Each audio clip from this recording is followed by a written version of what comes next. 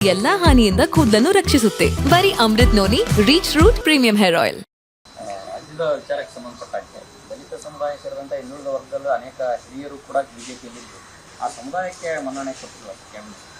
ಅಲ್ಲ, ಅವರಿಗೆ ಹಿಂದುಳಿದ ಸಮುದಾಯಗಳು, ದಲಿತ ಸಮುದಾಯಗಳು ಅವು ಬೇಕಾಗಿಲ್ಲ ಅಂತ ಕಾಣಿಸ್ತದೆ. ಯಾಕೆಂದರೆ ನಮ್ಮ ರಾಜ್ಯದಲ್ಲಿ ಭಾಳ ಜನ ಆ ರೀತಿ ಆ ಸಮುದಾಯಗಳಿಂದ ಚುನಾಯಿತರಾಗಿರೋರು ಹೋಗಿದ್ದಾರೆ ಅವರ ಪಕ್ಷದಲ್ಲಿ. ಅವರನ್ನು ಪರಿಗಣಿಸ್ಬೋದಾಗಿತ್ತು ಅನ್ನುವಂಥದ್ದು. ಆದರೆ ಅದು ಅವರ ವಿವೇಚನೆಗೆ ಬಿಟ್ಟಿರ್ತಕ್ಕಂಥದ್ದು. ಆದರೆ ಈ ಸಮುದಾಯಗಳ ನಿರ್ಲಕ್ಷ್ಯ ಆಗಿದೆ ಅನ್ನುವಂಥದ್ದನ್ನು ಅದು ಎದ್ದು ಕಾಣಿಸುತ್ತೆ. ಸರ್, ಕಳೆದ ಬಾರಿ ಹೇಳ್ತಾರೆ 25 ಸಂಸದರಿದ್ರು ಏನು ರಾಜ್ಯದ ಪರ ಮಾತಾಡ್ತಾ ಇಲ್ಲ ಅಂತ. ಈ ಬಾರಿ ಅದನ್ನೆಲ್ಲ ಅವರು ಓವರ್ಕಮ್ ಮಾತಾಡ್ತಾರ ರಾಜ್ಯದ ಪರವಾಗಿ. ನಾವು ವಿಶ್ವಾಸ ಇಟ್ಕೊಳ್ಳೋದಕ್ಕೆ ಅದರಲ್ಲೇನು ತಪ್ಪಿಲ್ಲ ಅಲ್ವಾ. ವಿಶ್ವಾಸ, ಹೊಸ ಸರ್ಕಾರ ಬಂದಿದೆ ಅಂತೇಳಿ ವಿಶ್ವಾಸವನ್ನು ವ್ಯಕ್ತ ಮಾಡ್ತೇವೆ. ಅದರಲ್ಲಿ ಅವರು ವಿಫಲ ಆದರೆ ಅದು ಅವರಿಗೆ ಮತ್ತು ಅವರ ಪಕ್ಷಕ್ಕೆ, ಅವರ ಸರ್ಕಾರಕ್ಕೆ ಆಗುವಂಥ ಸೆಟ್ಬ್ಯಾಕು. ಅದರಿಂದ ಕಾದು ನೋಡ್ತೇವೆ ನಾವು ಕೂಡ. ಈಗ ತಾನೇ ಪ್ರಾರಂಭ ಮಾಡ್ತಾರೆ, ಇನ್ನೂ ಖಾತೆಗಳನ್ನೆಲ್ಲ ಹಂಚಬೇಕು. ಯಾರ್ಯಾರಿಗೆ ಯಾವ ಖಾತೆ ಬರುತ್ತೆ ನೋಡೋಣ. ಆಮೇಲೆ ನಮ್ಮ ಸಮಸ್ಯೆಗಳು ಕೇಂದ್ರದಲ್ಲಿ ಬಗೆಹರಿದೇ ಹೋದರೆ ಸ್ವಾಭಾವಿಕವಾಗಿ ಅವರನ್ನು ನಾವು ದೂಷಣೆ ಮಾಡಲೇಬೇಕಾಗ್ತದೆ. ಅದಕ್ಕೆ ಅವಕಾಶ ಕೊಡೋದಿಲ್ಲ ಅವರು ಅಂತ ಅಂದ್ಕೊಳ್ತೀನಿ ನಾನು.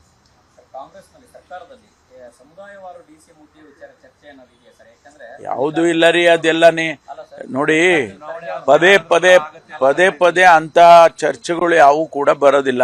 ಯಾಕಂದ್ರೆ ಸರ್ ಅಲ್ಲಿ ಇಲ್ಲಿ ಜನ ಮಾತಾಡ್ತಾರೆ, ಯಾರೋ 4 ಜನ ಮಾತಾಡ್ತಾರೆ ಅಂದ ಕ್ಷಣಕ್ಕೆ ಅದು ಪಕ್ಷದ ವಿಚಾರ ಆಗೋದಿಲ್ಲ. ಪಕ್ಷದಲ್ಲಿ ನಮ್ಮ ವರಿಷ್ಠರು ಏನು ತೀರ್ಮಾನ ಮಾಡ್ತಾರೆ ಅದೇ ಅಂತಿಮ ಆಗುತ್ತೆ. ಅವರಿಗೆ ಆ ರೀತಿ ಅನಿಸಿದರೆ ಅವರೇ ತೀರ್ಮಾನ ಮಾಡ್ತಾರೆ.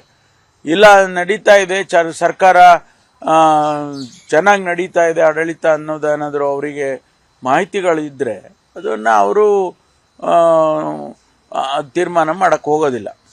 ರಾಜ್ಯದ ವಿಚಾರಕ್ಕೆ ಸಂಬಂಧಪಟ್ಟಂತೆ ದಲಿತ ಸಮುದಾಯ ಸೇರಿದಂತೆ ಹಿಂದುಳಿದ ವರ್ಗದಲ್ಲಿ ಅನೇಕ ಹಿರಿಯರು ಕೂಡ ಬಿಜೆಪಿಯಲ್ಲಿದ್ದು ಆ ಸಮುದಾಯಕ್ಕೆ ಮನ್ನಣೆ ಕೊಟ್ಟಿಲ್ಲ. ಅಲ್ಲ, ಅವರಿಗೆ ಹಿಂದುಳಿದ ಸಮುದಾಯಗಳು, ದಲಿತ ಸಮುದಾಯಗಳು ಅವು ಬೇಕಾಗಿಲ್ಲ ಅಂತ ಕಾಣಿಸ್ತದೆ. ಯಾಕೆಂದರೆ ನಮ್ಮ ರಾಜ್ಯದಲ್ಲಿ ಭಾಳ ಜನ ಆ ರೀತಿ ಆ ಸಮುದಾಯಗಳಿಂದ ಚುನಾಯಿತರಾಗಿರೋರು ಹೋಗಿದ್ದಾರೆ ಅವರ ಪಕ್ಷದಲ್ಲಿ.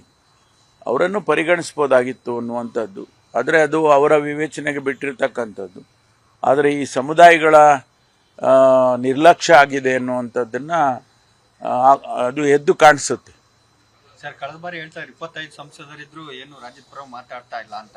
ಈ ಬಾರಿ ಅದನ್ನೆಲ್ಲ ಅವರು ಓವರ್ಕಮ್ ಮಾತಾಡ್ತಾರ ರಾಜ್ಯದ ಪರವಾಗಿ. ನಾವು ವಿಶ್ವಾಸ ಇಟ್ಕೊಳ್ಳೋದಕ್ಕೆ ಅದರಲ್ಲೇನು ತಪ್ಪಿಲ್ಲ ಅಲ್ವಾ.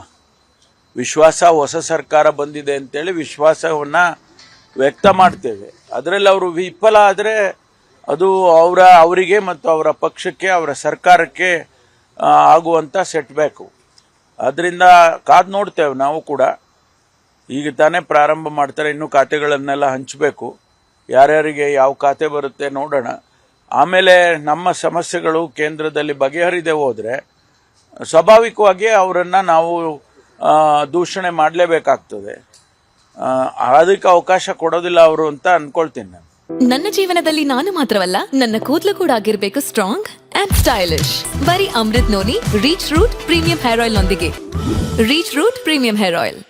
ಕಾಂಗ್ರೆಸ್ನಲ್ಲಿ ಸರ್ಕಾರದಲ್ಲಿ ಸಮುದಾಯವಾರು ಡಿಸಿ ಮುಖ್ಯ ವಿಚಾರ ಚರ್ಚೆ ಅನ್ನೋದು ಇದೆಯಾ ಸರ್? ಯಾಕಂದ್ರೆ ಯಾವುದೂ ಇಲ್ಲ ರೀ. ಅದೆಲ್ಲನೇ ನೋಡಿ, ಪದೇ ಪದೇ ಅಂತ ಚರ್ಚೆಗಳು ಯಾವೂ ಕೂಡ ಬರೋದಿಲ್ಲ. ಯಾಕಂದ್ರೆ ಸರ್ ಅಲ್ಲಿ ಇಲ್ಲಿ ಜನ ಮಾತಾಡ್ತಾರೆ, ಯಾರೋ 4 ಜನ ಮಾತಾಡ್ತಾರೆ ಅಂದ ಕ್ಷಣಕ್ಕೆ ಅದು ಪಕ್ಷದ ವಿಚಾರ ಆಗೋದಿಲ್ಲ. ಪಕ್ಷದಲ್ಲಿ ನಮ್ಮ ವರಿಷ್ಠರು ಏನು ತೀರ್ಮಾನ ಮಾಡ್ತಾರೆ ಅದೇ ಅಂತಿಮ ಆಗುತ್ತೆ. ಅವರಿಗೆ ಆ ರೀತಿ ಅನಿಸಿದರೆ ಅವರೇ ತೀರ್ಮಾನ ಮಾಡ್ತಾರೆ. ಇಲ್ಲ, ನಡೀತಾ ಇದೆ ಸರ್ಕಾರ ಚೆನ್ನಾಗಿ ನಡೀತಾ ಇದೆ ಆಡಳಿತ ಅನ್ನೋದೇನಾದರೂ ಅವರಿಗೆ ಮಾಹಿತಿಗಳಿದ್ದರೆ ಅದನ್ನು ಅವರು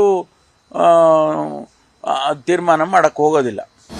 ಅನುಕ್ಷಣದ ಸುದ್ದಿಗಳಿಗಾಗಿ ವಿಸ್ತಾರ ನ್ಯೂಸ್ ಯೂಟ್ಯೂಬ್ ಚಾನೆಲ್ ಸಬ್ಸ್ಕ್ರೈಬ್ ಮಾಡಿ. ಹೊಸ ಸುದ್ದಿಗಳ ನೋಟಿಫಿಕೇಶನ್ಗಾಗಿ ಬೆಲ್ ಐಕಾನ್ ಕ್ಲಿಕ್ ಮಾಡಿ. ಲೇಟೆಸ್ಟ್ ಅಪ್ಡೇಟ್ಸ್ಗಾಗಿ www.vistaranews.com ವೆಬ್ಸೈಟ್ಗೆ ವಿಸಿಟ್ ಮಾಡಿ.